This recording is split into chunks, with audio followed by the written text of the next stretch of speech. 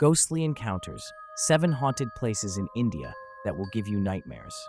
Part 1. The Shadow at Bhangarh Fort. I've visited many haunted places, but nothing prepared me for Bhangarh Fort. They say it's cursed, that no one survives a night within its walls. I thought it was just another legend until I saw the footage. We arrived just before dusk, the sky burning with hues of red and purple, casting an eerie glow over the ruins. The air felt heavy, suffocating, as if the fort itself was breathing. I remember the wind.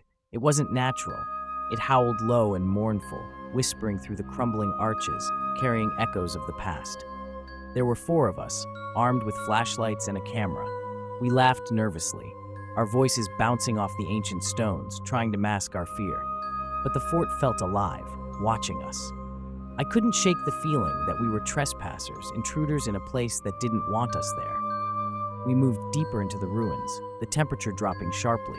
I shivered, the cold biting through my clothes. It didn't feel right. Then the camera jerked suddenly, swinging to the left. For a second, I didn't understand what I was seeing. But then, I felt my blood turn to ice. There, standing motionless between the crumbling walls, was a figure. Tall, impossibly tall, its outlines stark against the dying light. It had no face, no features, just a shadow darker than the night itself. I couldn't breathe.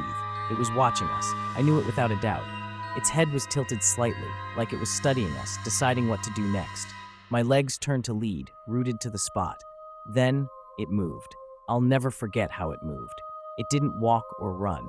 It glided, swift and silent, disappearing behind the broken archway. But the way it moved, it was unnatural, like it didn't belong in our world. Panic took over. We chased after it, our footsteps echoing through the ruins. But when we turned the corner, there was nothing, just shadows and silence. No footsteps, no disturbed dust, nothing to prove it was ever there. Then the whispers began, low, barely audible, like a chant in an ancient language. The air grew colder, the shadows seemed to thicken, crawling across the walls. I could feel them watching us, closing in. My heart pounded, my breath ragged. I wanted to run, but the shadows, they were everywhere. Moving, shifting, whispering. I heard my name, soft, almost affectionate, spoken in a voice I didn't recognize. I spun around, but there was no one there. That's when I saw it again. The shadow. It stood at the edge of the ruins, silhouetted against the blood-red sky. Still watching, still waiting. I don't know how long I stared before it vanished, melting into the darkness. We fled, stumbling over stones, our laughter long gone. But even as we left the fort behind, I felt its gaze on my back, felt the cold seep into my bones. I learned later about the curse, the sorcerer who loved Princess Ratnavati, the dark magic that doomed the fort. They say his spirit still roams Bhangarh, searching for his lost love. I don't know what we saw that night. A shadow? A ghost? Or something far worse? Cursed to haunt those ruins for eternity. But sometimes when I close my eyes, I see it standing there, faceless, watching. And I know it's waiting for me to come back. Segment 2, The Haunted Lift in Kolkata. I didn't believe in ghosts, not until I saw the footage from that elevator. It started innocently enough. I was investigating complaints from a residential building in Kolkata. Residents spoke of cold chills, strange whispers, and that unsettling feeling of being watched when riding the lift alone. Maintenance teams found nothing wrong, so they called me, a security consultant, to check the footage. I remember the room was cold, the kind of cold that seeps into your bones. I clicked play. The timestamp showed 3 a.m. The screen flickered to life, showing the elevator sitting on the ground floor, doors closed. Everything seemed normal. But then, the doors opened on their own. Slowly, almost hesitantly, as if waiting for someone. But no one was there. My pulse quickened. The doors stayed open for several seconds before they slid shut with a metallic clink. The lift began to move. But here's the thing, it wasn't going to a cold floor. It was moving on its own. I leaned closer, eyes glued to the screen as the elevator stopped on the 3rd floor. The doors opened again, revealing an empty hallway. But then, I saw it. I still get chills thinking about it. A shadowy figure appeared in the reflection of the metal doors, standing perfectly still.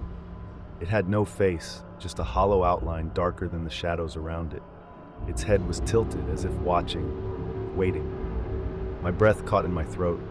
The camera glitched, the screen distorting for a split second. When the image cleared, the figure was gone, but the doors remained open as if held by an invisible hand. I felt cold sweat drip down my back. My instincts screamed at me to stop watching, but I couldn't look away.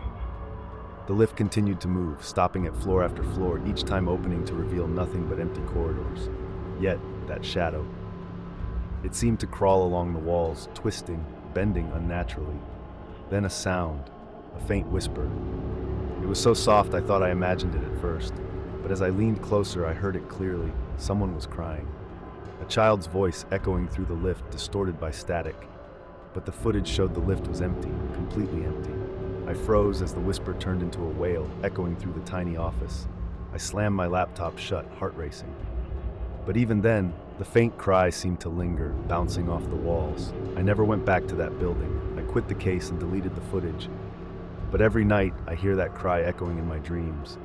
And sometimes, when I close my eyes, I still see that figure watching me from the shadows. I used to be a skeptic. Now, I know better. Some things are meant to stay hidden. This was just part one of our story, but the nightmare is far from over. There are still 2 more parts to uncover. If you want to survive this story, hit like and subscribe so you don't miss what's coming next. See you in part 2 if you make it that far.